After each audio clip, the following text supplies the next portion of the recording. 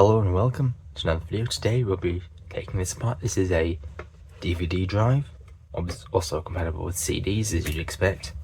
This is an old, 3.5 inch, one you put in a computer bay. Most computers don't have these in it, but this is not SATA, as most modern ones would be. This is IDE, which I don't have anything that can even use IDE, so I don't have much use for this, so I thought I might as well take it apart and we can make a video to look through it, see what's inside it.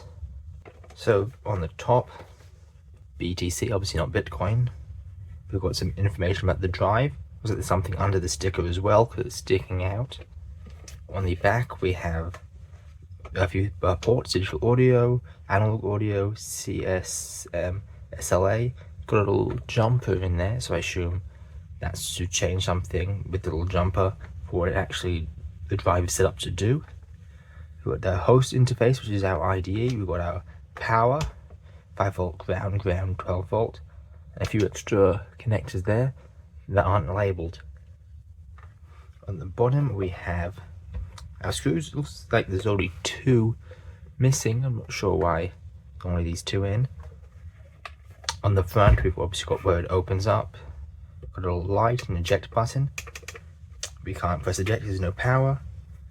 If you have a DVD drive, one trick you can do to open up the tray, even when it's turned off and there's no power, is all you need is a paper clip. If you just bend it out like this, you just shove it into the hole. There's always a hole under them, at least there normally is. And if you push it in, the tray will open. For some reason that didn't open all the way. Let's try that again. It looks like it is open, just for some reason the door didn't come out. It looks like it might be stuck. But you can use that to open it up. It just has to make sure whatever you're doing is strong enough to not immediately bend as soon as you put it in.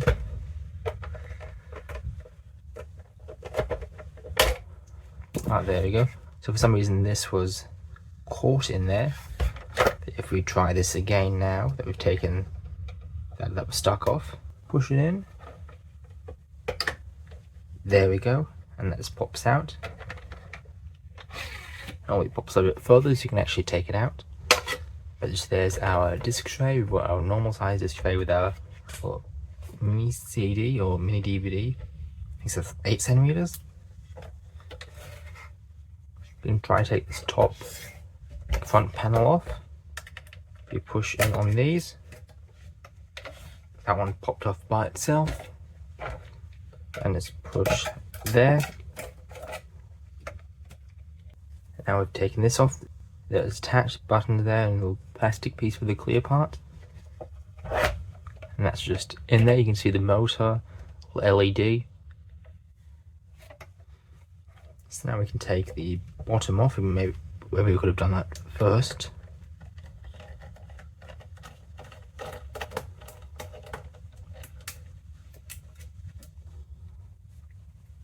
Luckily there's only 2 screws to take off.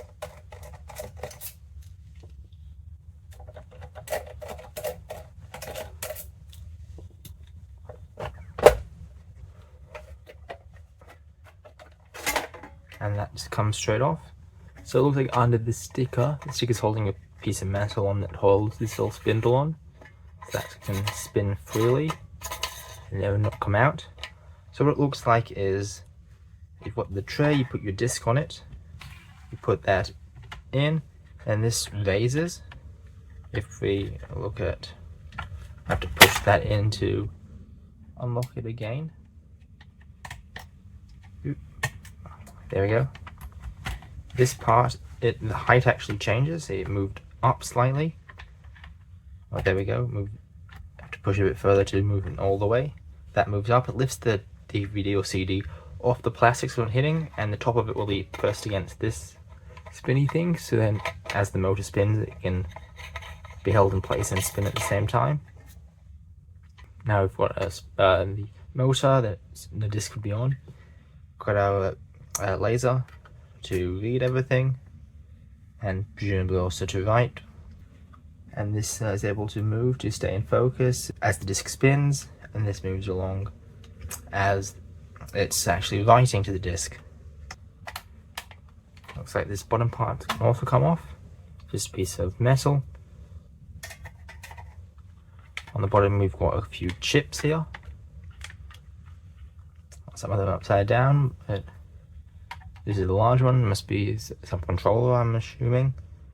So, probably some memory as well, just to allow it to read the information in cache as it's reading it. I'm not 100% sure. I'm not very familiar with what actually goes inside one of these. So a few silk screened markings on the PCB. Got some ribbon cables here. Let's take those out. So that one's obviously there. This is to connect these two boards together. That one's soldered on like these ones, which is socketed.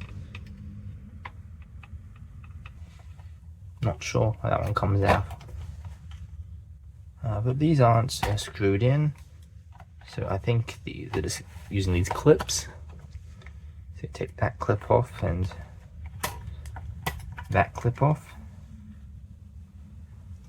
And that's just attached now by this ribbon cable, so we need to figure out how to open this. Yeah, look, that one does pull out, just it's a bit harder than I expected.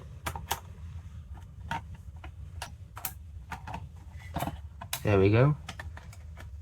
Oh, there's another ribbon cable as well, and that's also glued. What's this stuck on with? Maybe there's something on the other side. So just we can use just a screwdriver now to push this in. There we go. Now we screws with something under here. We can try taking these out. See if these do anything. It looks like there's like these rubber grommets, so that's probably to stop vibrations.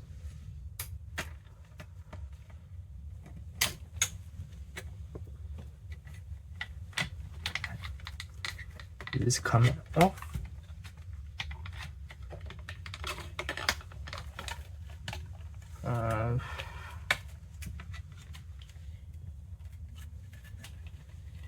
Oh, some more here. We can take these ones off as well.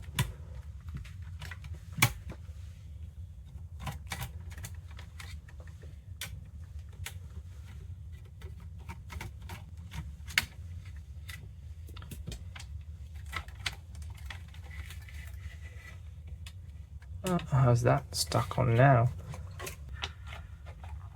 So I think I have to figure out how to take this off. I think there's actually a screw here.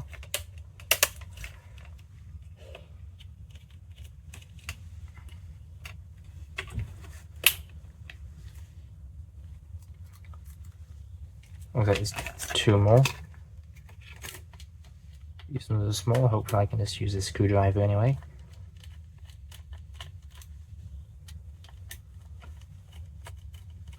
This is just to hold the motor in.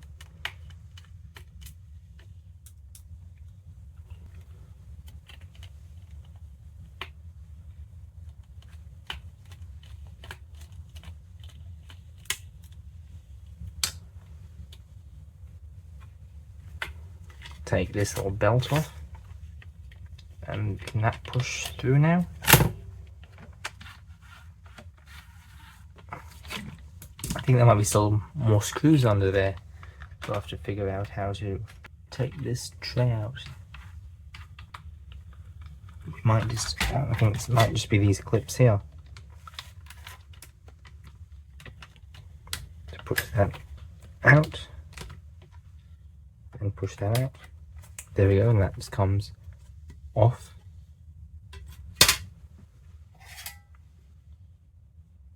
Another thing, I'm not sure if probably won't all see it, but on this rubber pad, it's probably like a thermal pad or something for a chip. It looks like it's that one there. Must have been pressed for a long time against it, because you can see some of the text actually has been transferred onto this pad here. Now that we've got this out, another screw here, we can try taking this off.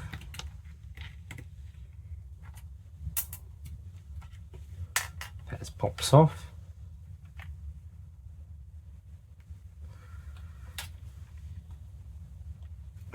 after you push that in, this comes off as well.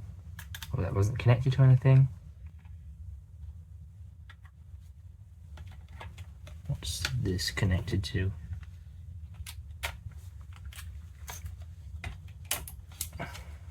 That's in there. Okay, so that one's mounts off now.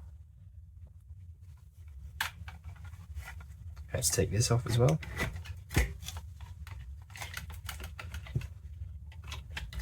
Probably easy to just put that through there.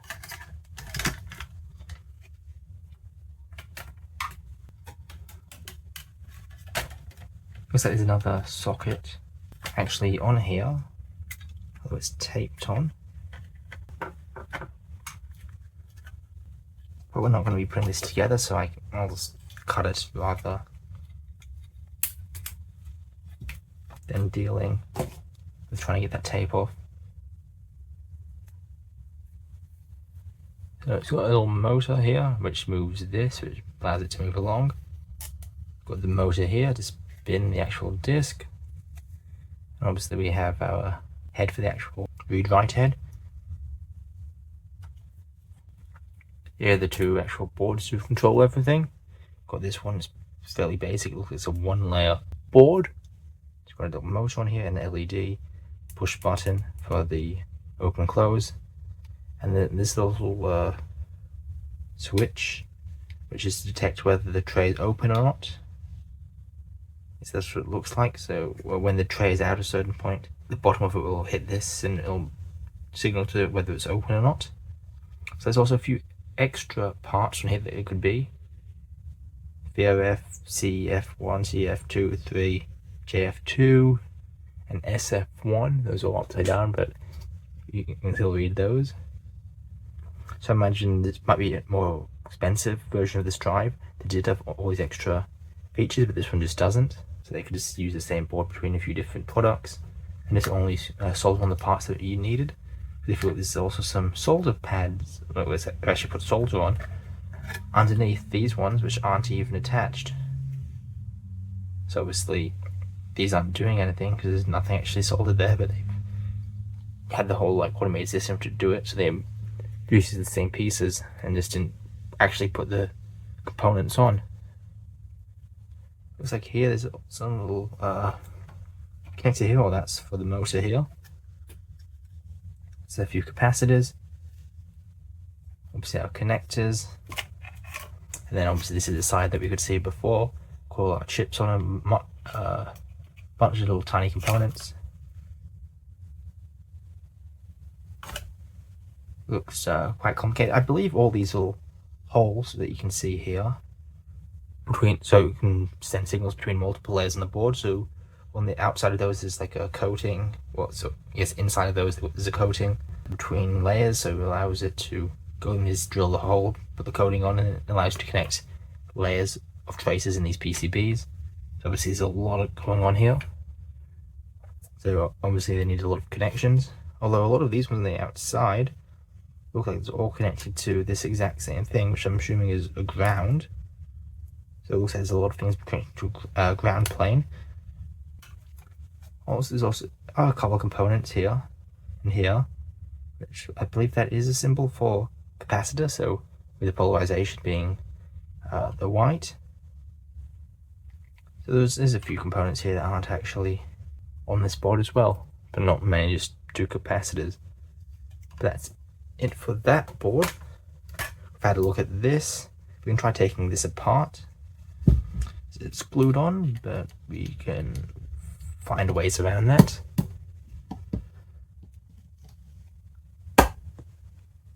Okay, maybe not. That one is quite heavily glued and it's not moving.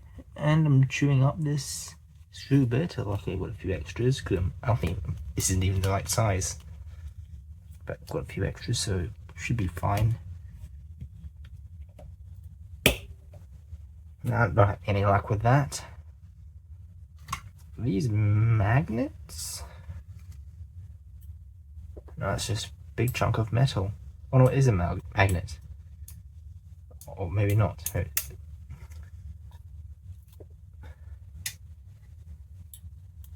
It's hard to tell because this is magnetized as well. This would be magnetic, but it's not magnetic. They're not magnetic at all. There's a big chunk of metal in there. Because that's it for this video. If you like the video, comment down below your thoughts on these features and subscribe so you don't miss any videos like this in the future.